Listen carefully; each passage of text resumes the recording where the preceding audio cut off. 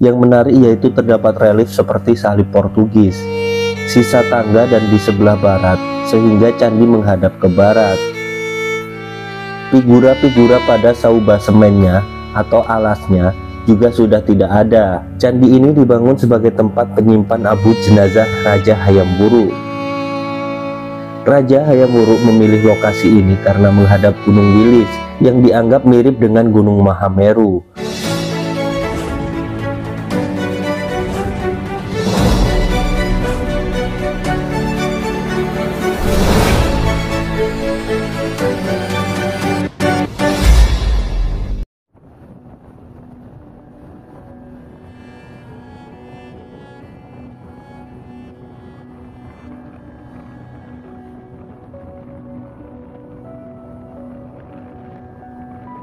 Sejarah Hayam Wuruk erat kaitannya dengan kisah masa kejayaan Kerajaan Majapahit. Hayam Wuruk adalah raja keempat dalam sejarah Kerajaan Majapahit yang bergelar Sri Rajasa Negara. Ia memimpin Majapahit sejak tahun 1350 hingga 1389 Masehi. Bersama Mahapatih Gajah Mada, Prabu Hayam Wuruk membawa Majapahit mencapai masa kejayaan, termasuk menyatukan sebagian besar wilayah Nusantara. Hayam Wuruk merupakan sosok yang pemberani dan tegas. Ia juga memiliki keahlian dalam bidang pemerintahan.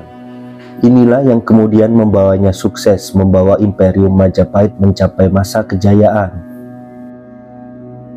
Salah satu bukti bahwa terdapat bangunan kuno yang dibuat pada abad ke-15 saat Kerajaan Majapahit tengah berkuasa di sebagian wilayah Nusantara, yaitu adalah sebuah candi ngetos yang berada di wilayah Kabupaten Nganjuk, Jawa Timur.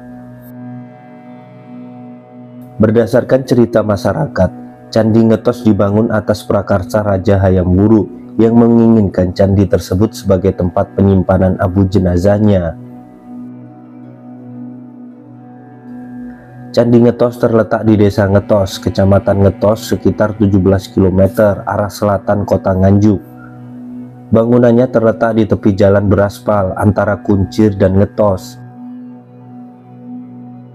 Menurut para ahli, berdasarkan bentuknya candi ini dibuat pada abad ke-15, yaitu pada zaman Kerajaan Majapahit.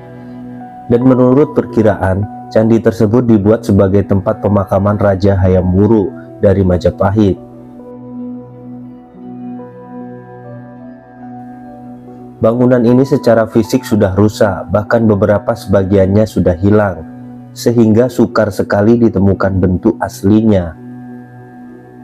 Berdasarkan arca yang ditemukan di candi ini, yaitu berupa arca Siwa dan arca Wisnu, dapat dikatakan bahwa Candi Ngetos bersifat Siwa dan Wisnu. Kalau dikaitkan dengan agama yang dianut Raja Hayam Wuruk, amatlah sesuai, yaitu agama Siwa Wisnu. Menurut seorang ahli Hoe Permas, bahwa di dekat berdirinya candi ini pernah berdiri candi berukuran lebih kecil, sekitar 8 meter persegi, tapi bentuk keduanya sama. NG Crew memperkirakan bahwa bangunan candi tersebut semula dikelilingi oleh tembok yang berbentuk bulat cincin. Candi Ngetos mempunyai bilik terletak tepat di tengah denah dasar bangunan.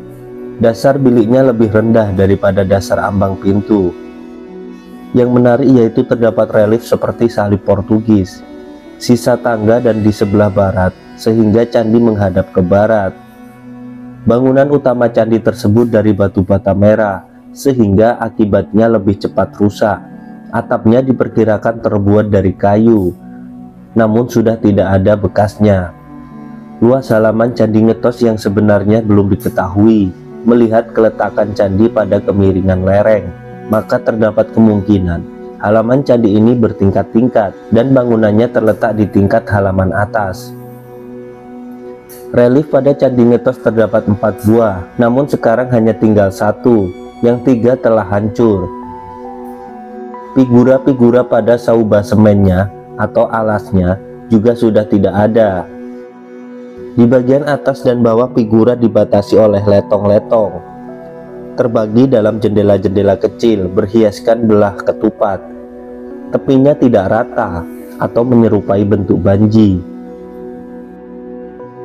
Hal ini berbeda dengan bangunan bawahnya yang tidak ada figurannya, sedangkan tepi bawahnya dihiasi dengan motif kelopak bunga dan ornamen daun.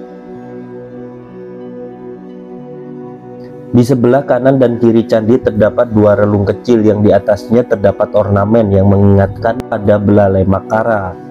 Namun jika diperhatikan lebih seksama, ternyata suatu bentuk spiral besar yang diperindah. Dindingnya terlihat kosong, tidak terdapat relief yang penting. Hanya di atasnya terdapat motif daun yang melengkung ke bawah dan horizontal, melingkari tubuh candi bagian atas. Pada bagian tubuhnya di sebelah timur, selatan, dan utara terdapat relung dengan tinggi 2 meter dan lebar 0,65 meter dalam keadaan kosong. Di sisi barat tubuh candi terdapat dua relung yang ukurannya lebih kecil daripada ketiga relung itu.